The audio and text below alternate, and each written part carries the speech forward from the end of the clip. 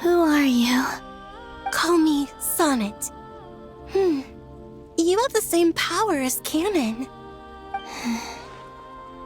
Sonnet. So, you're the goddess of the iridescent moon? Oh, goodness. You recognize me?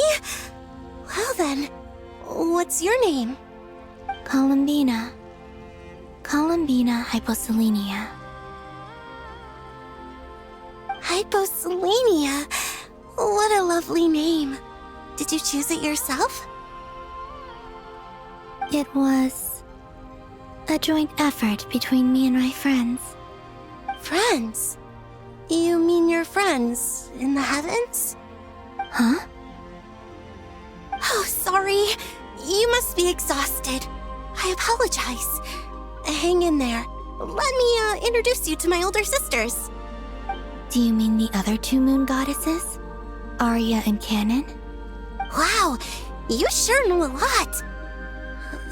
Hey, does that mean that our story goes on into the future?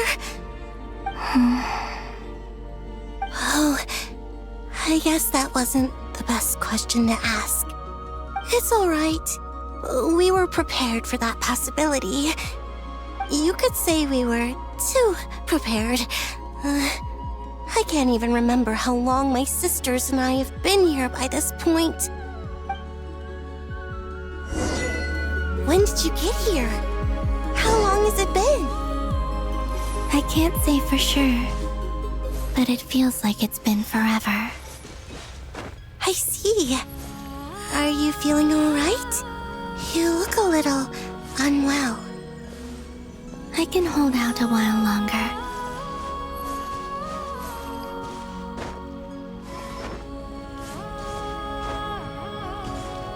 We don't have far to go. The place where my sisters and I are based is just up ahead. Don't worry, they're both really nice. I'll introduce you.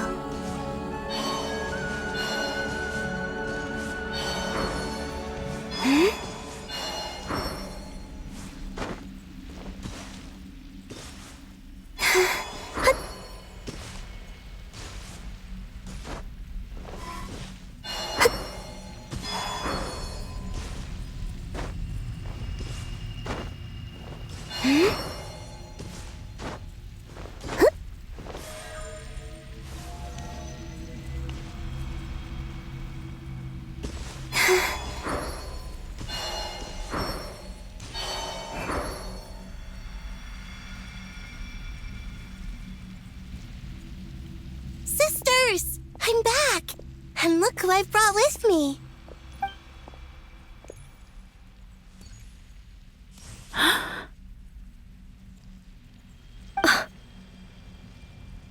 It's our lovely little sister, born in the far future. The pleasure is all mine.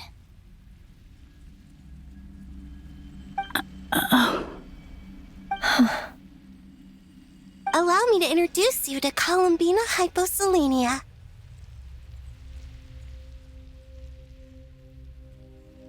This is Arya, the goddess of the eternal moon.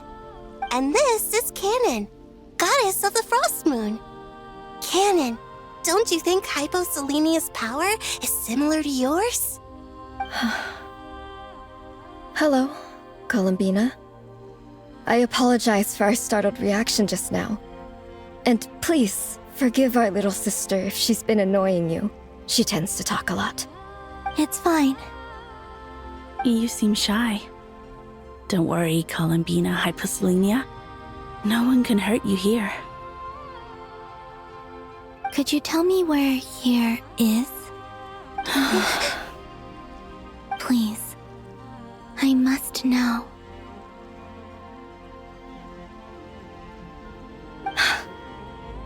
My dear sister, this is where Tevat's original ruler, the Dragon King Nibelung, imprisoned the moon goddesses. What? You're scaring her, Canon. No, I'm fine. Please, continue. Nibelung, Our original master created us in the distant past to maintain Tevat. But he left this world and traveled into the dark universe beyond, to explore worlds vaster still. Day and night, we fulfilled our duty in the heavens, until the day that the first descender arrived.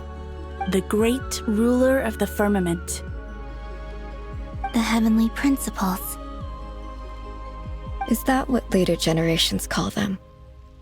I see. But we did not reject them at first, nor did they seem to harbor ill intent towards this world. We coexisted in peace. They were like a guest in our home. Slowly, however, we came to realize that our guest had a growing desire to change and dominate the world. And you didn't stop it? No. There was an order to the rules they set up that Nibelung never taught us. We wanted to know if this order would bode good or ill for Tevat.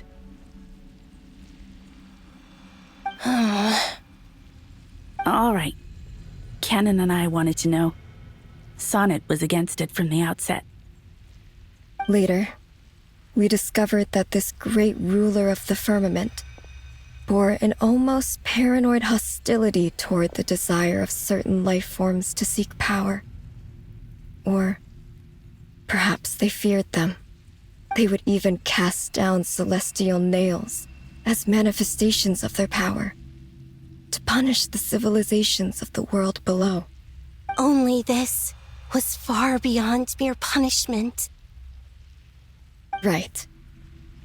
Their rules brought order, but the price people paid for merely testing the limits of those rules was far too great.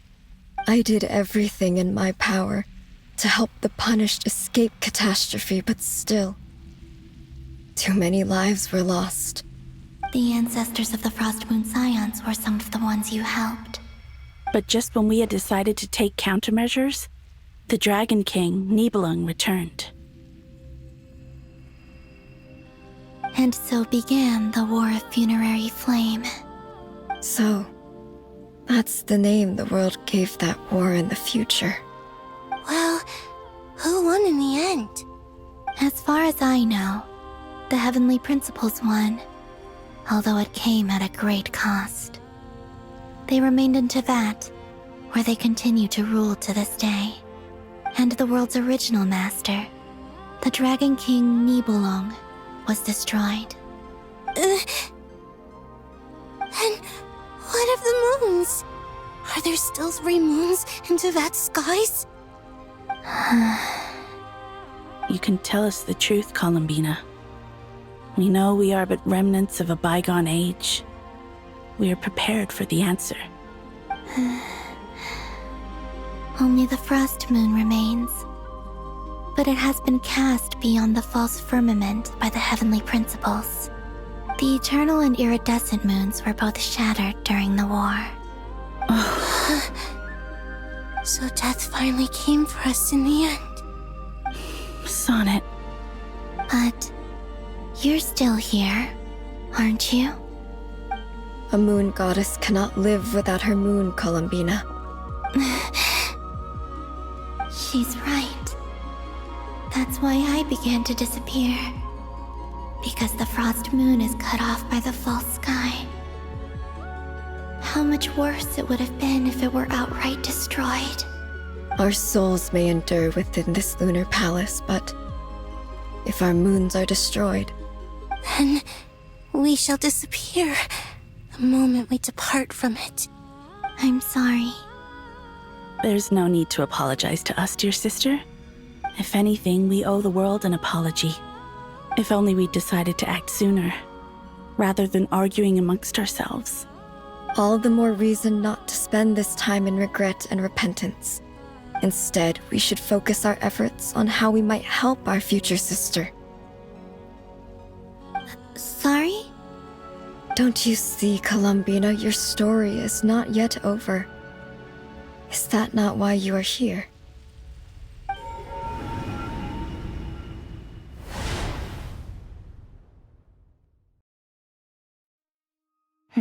It's done.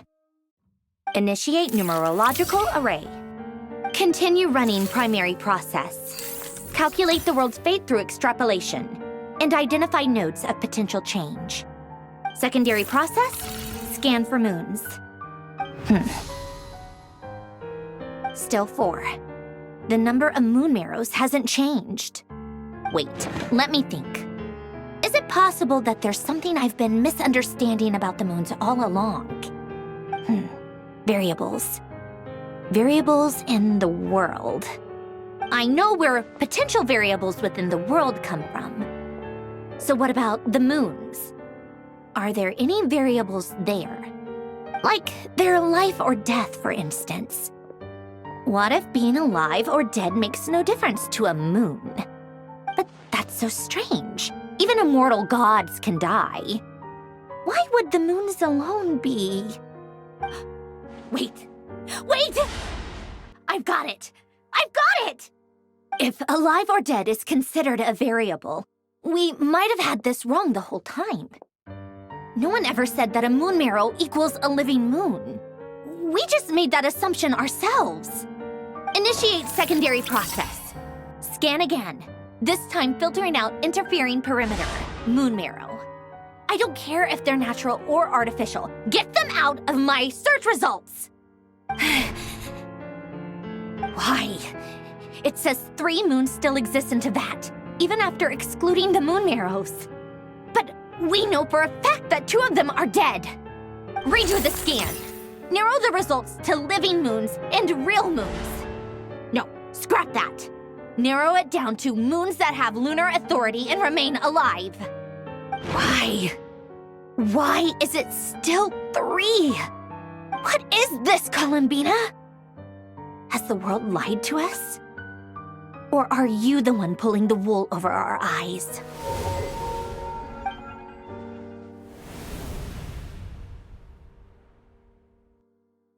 So, you think that the moon's reflection might be where Nibelung imprisoned the 3 moon sisters? Yes, it would explain a lot, such as why that space would respond to a moon goddess's power, opening the moon gate at her command. It would also explain why Miss Columbina has been unable to leave, and why time flows in reverse there. In the messages she sent, Columbina promised us she'd find a way to return, but we have no way of knowing how, when, or where this might happen. The fact that she still has yet to reappear in this world indicates that returning from that place is no easy feat. We cannot afford to simply wait for her. So you're saying, if she could return by her own power alone, she would have done so long ago. Yes, she certainly wouldn't leave it to this late stage when it's so touch and go. I've been giving this some thought, and I've come to believe that Luna4 might be an anchor that she left behind, as a sort of future waypoint. This could also explain why Luna4 is always by the traveler's side. Sounds like a plausible theory. If that's the case, there must be some criteria we need to fulfill to allow Columbina to return to the present. The question is, what could they be?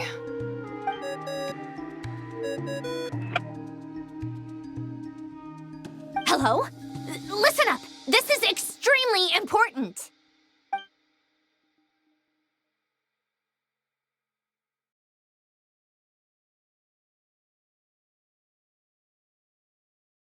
Not only is Columbina alive, but she may well exist in a form unimaginable to us. I'm still unclear on the details, but she's done something truly inconceivable in the past. And the clue to what she's done lies in the moon and Teyvat sky. Truly amazing. Oh, I'm so delighted for her. I'm sure we all feel the same. And I'm sure Columbina is ready to get back here and fight by our side. I'll keep my calculations going and try to find some way of coordinating with her. But that's not an excuse for everyone else to slack off, okay? All of you had better keep trying to think of solutions. How can the dead moon still live? And Luna4?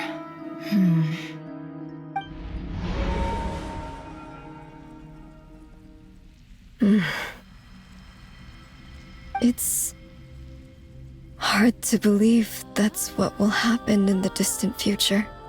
Our authority is linked to the most fundamental rules of Teyvat. I suppose it's no wonder that many would covet that power. I didn't realize that when you said friends, you meant people who live down in Teyvat.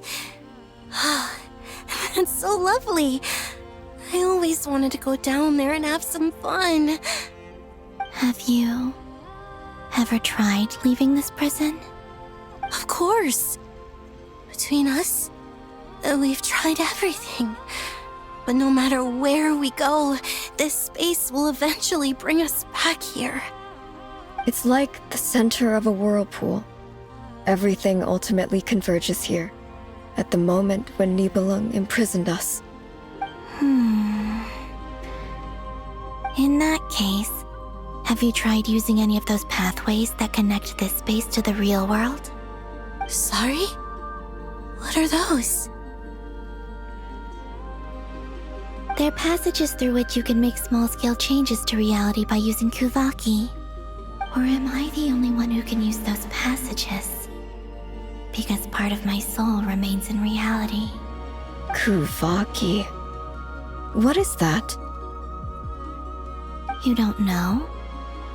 It's a unique kind of elemental energy found only in Nodcry, the land from which the moons arose. Oh. Well, it's true that the moons first rose up from the part of Teyvat you say is called Nodcry. But there is no difference in the elemental energy between there and anywhere else. What? Could you show us some of this Kuvaki? Hyposelenia? Maybe if we see it, it'll make more sense. Okay.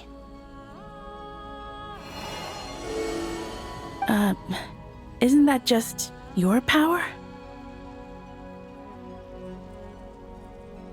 What? But it's everywhere in Nodcry. In the air, in the land. Even the creatures who live there have adapted to its influence. How curious. This Kuvaki certainly did not exist anywhere in the world before we were imprisoned. Let alone influence living creatures. So, how exactly does it affect them anyway? Can they float in the air like us? This is so strange. Why would their reality differ so much from mine? Columbina, you're looking for more than just a way out of here, aren't you?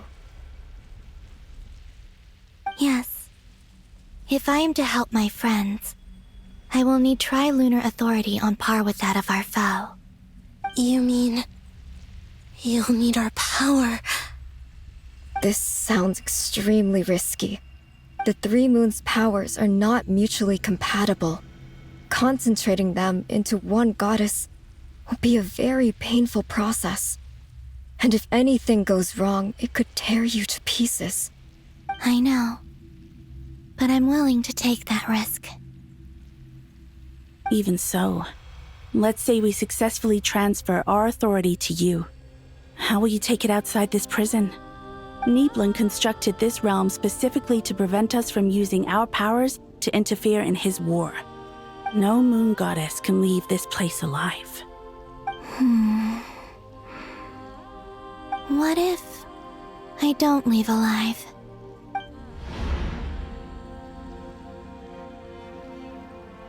Where do we even start? How are we supposed to figure out what we're meant to do to help Columbina?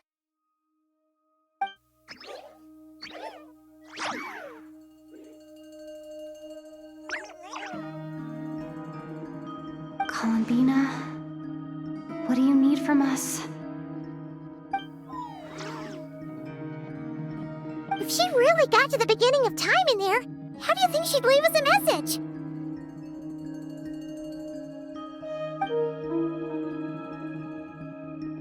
You don't think she'd write it down on a stone tablet somewhere in the hopes that we'd find it, do you? Seems unlikely.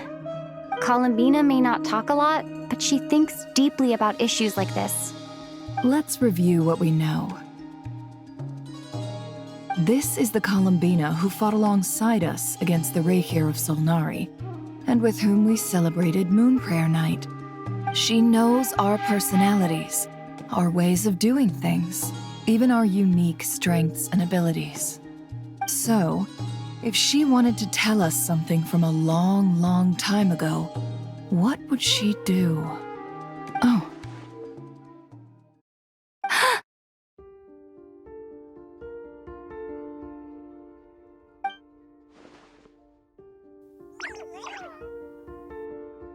Traveler, you once said that those golden ripples also appeared when Luna4 was born. What if Columbina left Luna4 here, not just as an anchor to the real world, but for some other purpose?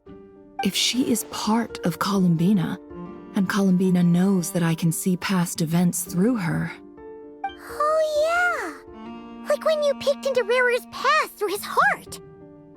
Nefer, wait! If you're right about this, and you can really see past events through Luna4, your eyes, they'll... Oh, I know.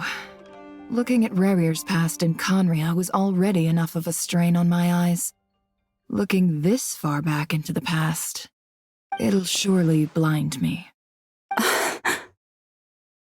But it's our only chance. This is the only way. Boss. We spoke about this once, a long time ago. Do you remember what I said, Yehoda? The day I lose my sight, the Curatorium of Secrets will be yours to run. But... What's wrong? I'd be overjoyed if I were you. This day's come a lot earlier than either of us expected. I need to know you'll honor our agreement, Yehoda. Promise me. Yes, Boss Neff. I promise.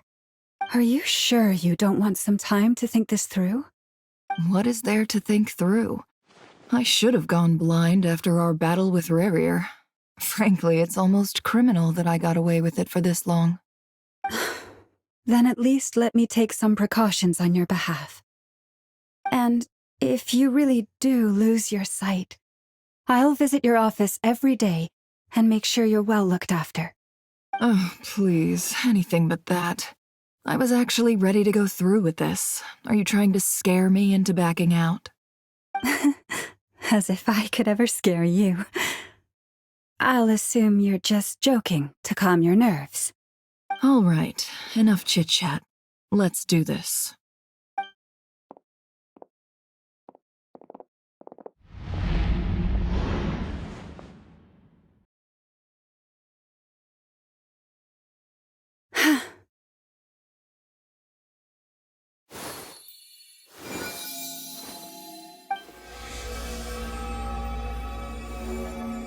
All done. Good. Now give me some space.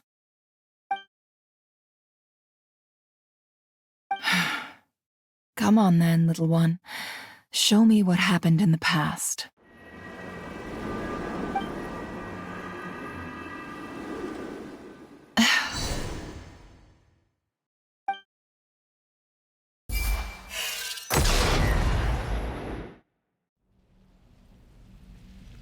Between the Trilunar Authority, Kuvaki, and the sole-surviving moon, the Frost Moon, I think I might know how to get back. But I will need my sister's help. Time to go talk it over with them.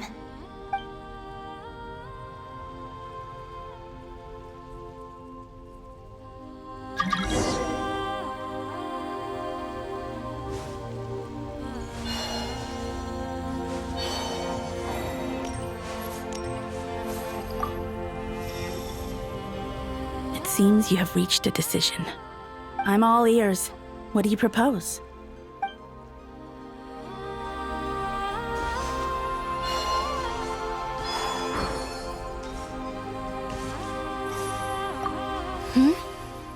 Have you decided what to do? I hope it's not too dangerous. You really scared me when you said that thing about not leaving here alive. Come on, let's go find the other two.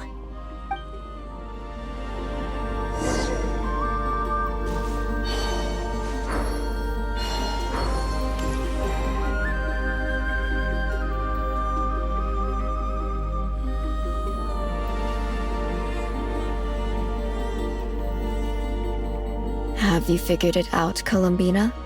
Tell us, how do you plan to leave this place? I intend to die here, in this moment, and then be reborn in the future with the help of my friends. What? What are you saying? How can the dead be reborn? And how will you inform these future friends of your plans? You can't exactly leave oracles. Nothing can escape this place. Not a single ray of moonlight. And even if you found a way, what if they never find the message you left for them? You'll... No, that won't happen. Come again? They will find my message. I'm sure of it. I'm not following. How exactly will you achieve this? It's quite simple, really. First, I will leave my soul here.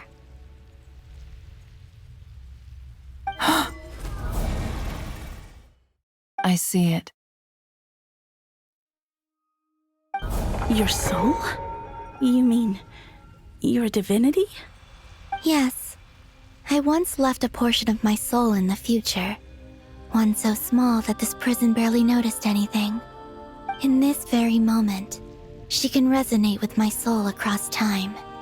When the time comes, I believe that she can serve as an anchor to pull my soul from here back to the future reality. Just as gravity connects the world to the moon. Exactly. In the future, where I came from, the moon has been cast beyond the false sky, but I can still feel that it is there. In a similar way, I can feel a connection to the soul fragment I left behind even now.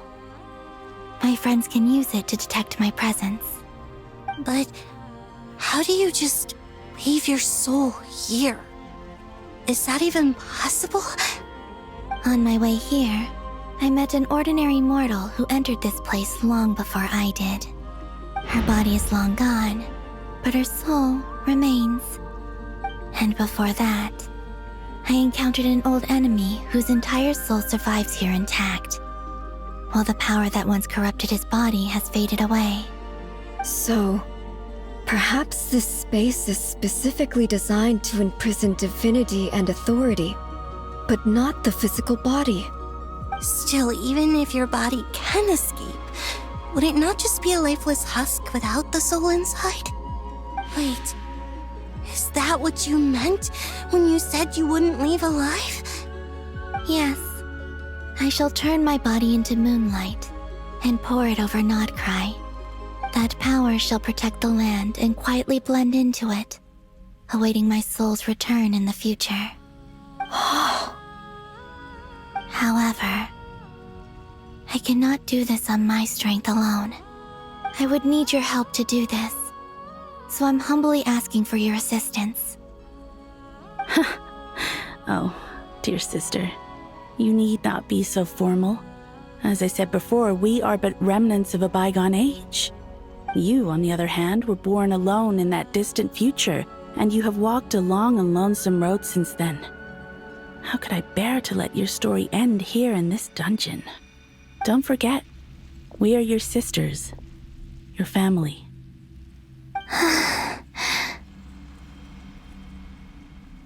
Arya's right. Actually, I've always wanted a little sister.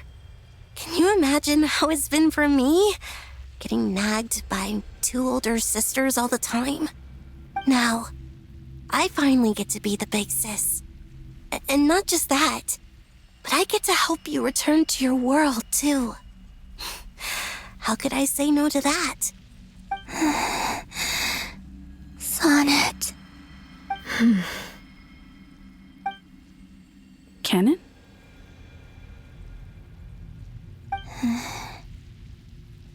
sorry. I know this is a bold request. The Frost Moon is rightfully yours, and it remains intact. Oh, no, please, don't misunderstand me, Columbina. I was just thinking back on the years that the three of us once spent together. You cannot imagine how happy I am to hear of the future world you describe. The Frost Moon Scions, your lovely, kindly friends. For the three of us, whose purpose in life was to maintain the peace in Teyvat, it is a great relief to know that the people of this world live in such an abundant future.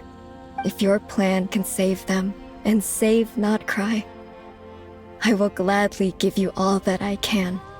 Besides, the three of us have been together since the day we were born. I could never abandon them to live on alone without them. Canon. Still, I do have one question I would like to ask you before we proceed. Certainly. What is it? Why do you cover your eyes?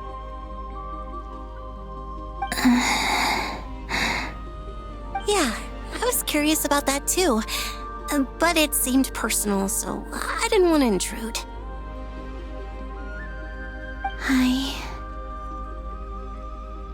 There was a time when I refused to look upon the world. I believed it was full of nothing but lies and falsehoods. I wished to hide my feelings, seal my heart, until I could return to my true home. I see. Perhaps that decision saved you from ever having to see the false sky again. But at the same time, you likely missed out on many true and precious things, like the smiles on your friends' faces. Promise me this, Columbina. When you return to the future, open your eyes, take a look at the world around you, and see your friends. I'm sure that you know this already, given that you long to return, but that is your true home. Give me your hand, Columbina. Arya, Sonnet, you too. Okay. All right.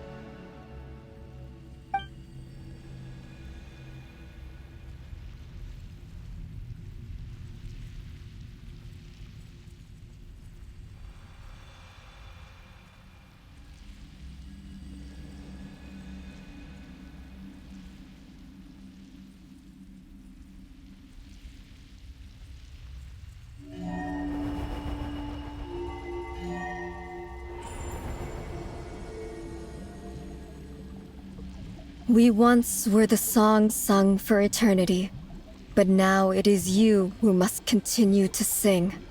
We once were the tides in the great river of time, but now we subside, and you arise. We were the messengers of madness and inspiration. But now, the lies have faded, and your truth must endure. We are souls awaiting the sun. You must return to be with those who smile when they see your face.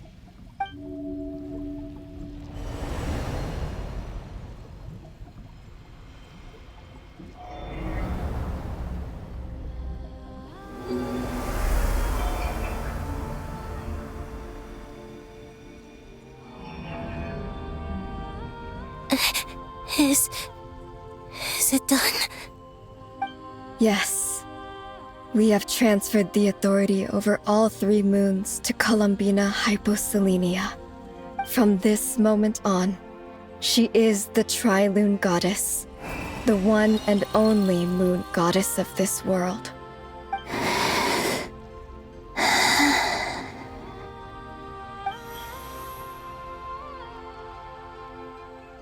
Thank you. Thank you, my sisters. Now go, and do what you believe is right, Columbina Hyposelenia. Be aware that we cannot grant you the power of the 3 moons beyond these prison walls. The conflict that arose over their remains following our disappearance will still take place. I understand. Sisters, oh, my body. It feels... Now that we have given up our power and authority, our bodies are merely mortal shells. This prison is dissolving them as we speak. It's okay, Sonnet. The end must come for every god, just as it does for every human. That's all this is. The final destination of our lives. Canon and I will be by your side the whole way. We have one final request, Columbina. Could you use the 3 moons' power to send us back into the real world? Now that we have lost our powers, I doubt this space will seek to hold us further. It's just... we would like to spend our final moments together in the only place we ever called home. Of course. Gladly.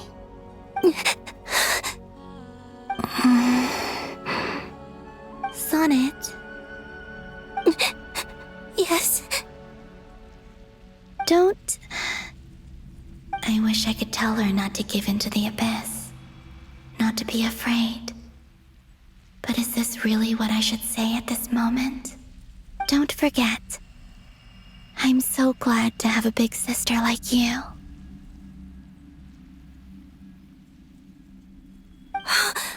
No, Hypo. Thank you. I'm okay. I'm not afraid. As long as my sisters are with me, I won't be afraid.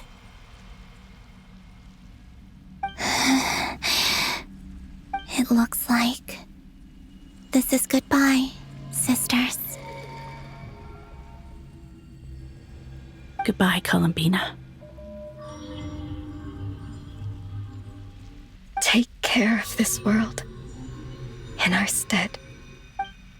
I will.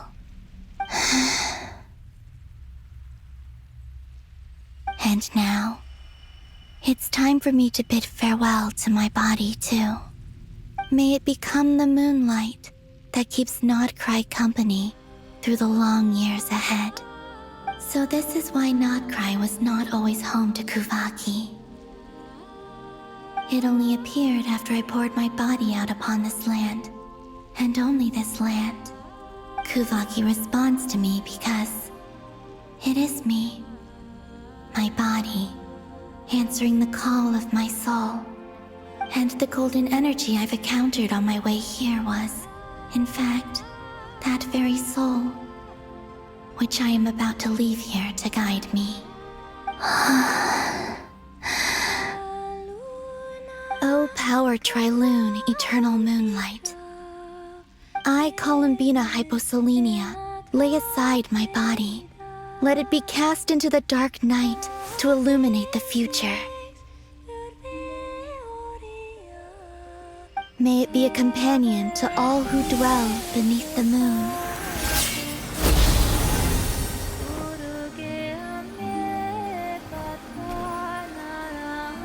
Until the time comes for me to return home.